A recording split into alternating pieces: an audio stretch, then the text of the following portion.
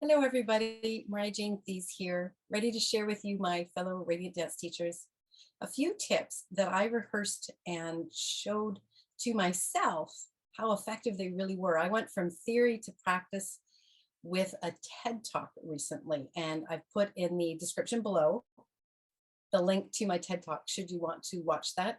I'm proud of it. I think it went really well, and there is a message in there, not just for lay people, but actually very clearly directed for dance teachers because it's a story about my life in dance. So please do go ahead and click on that. It'll take you to the the TED YouTube channel, and you can watch it from there.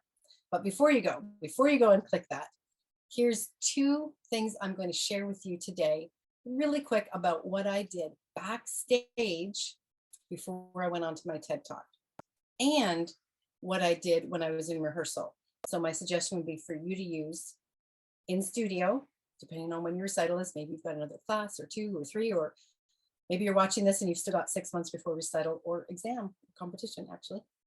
Or maybe your recital is tomorrow and you came across this video.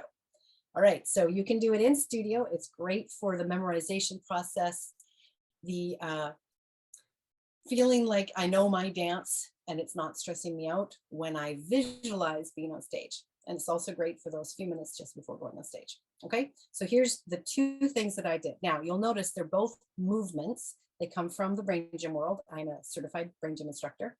So they come from the brain gym world where we use movement to help keep the brain integrated. In this case, say, just even thinking very basically of the right and left hemispheres staying in good communication with each other. Right, so all we're going to do is what looks a little bit like I'm going back to like the Jane Fonda era of aerobics. We're going to do something called a cross crawl. So here I go. Just simply activating the two sides of the brain by activating the two sides of the body. So I can just simply arm up, leg up. Better yet, arm to leg.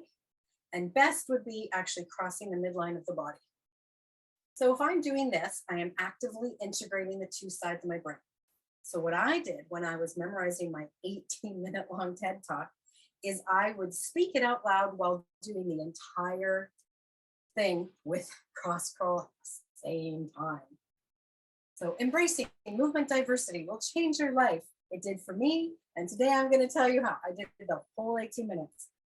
Quite a few times like that. So I was integrating my processing of talking while integrating my brain, really cementing it in a way that's against the fracturing of stress. You can do that while visualizing your dance. So the dancers are doing this. They're visualizing, eyes open. Balance is a great thing. With the eyes closed, I can practice visualizing it while doing this. So you put the music on, and we all do cross crawl thinking of our dance. Now, you can't really tell if the dancers are thinking of it, but older dancers will probably take the opportunity to give it a whirl, especially if you stand by it and say, this is going to work. You could also do it where they're watching. Maybe you pull out half the class, they're doing this while the other half is dancing. Okay? You can, again, balance it with the eyes closed or add a few extra sort of in and outs if you want to up the challenge for them. That's number one, just a cross crawl.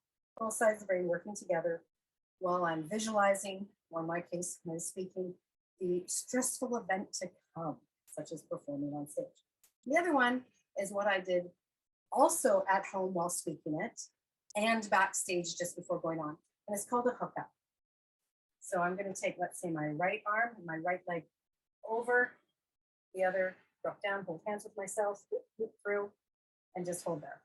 So I could be like this, speaking my TED Talk, because it was just words. You as a dancer, you be like this, eyes closed. If you want to, again, up the balance challenge, you can be there thinking of your dance, visualizing it, hearing the music. And of course, please do both sides. So again, same arm as leg over to top, both hands. This would be my suggestion of what you're doing just before going on stage. Be calm. It's too late to rehearse. All you really want to do is make sure you're nice and calm. Okay, so that's it. Those two movements. I did them to great effect.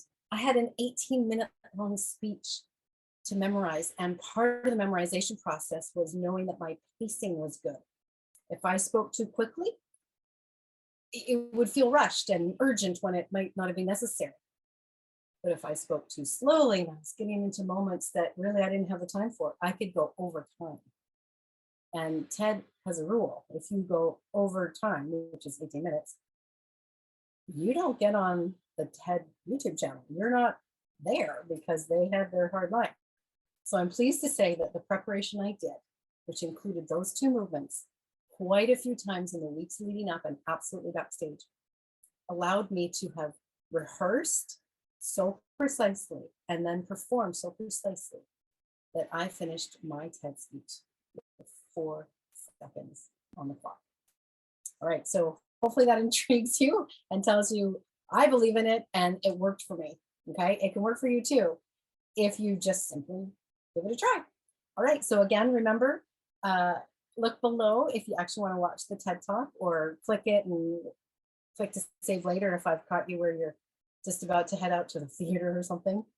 Okay, and I hope you watch it. If you really enjoy it, of course, click like and make a comment, and please go ahead also and click subscribe to this channel so that you'll always be notified, easy for you, always be notified when there's a new video that comes up. Okay, that's it for now. Thanks so much. Bye-bye.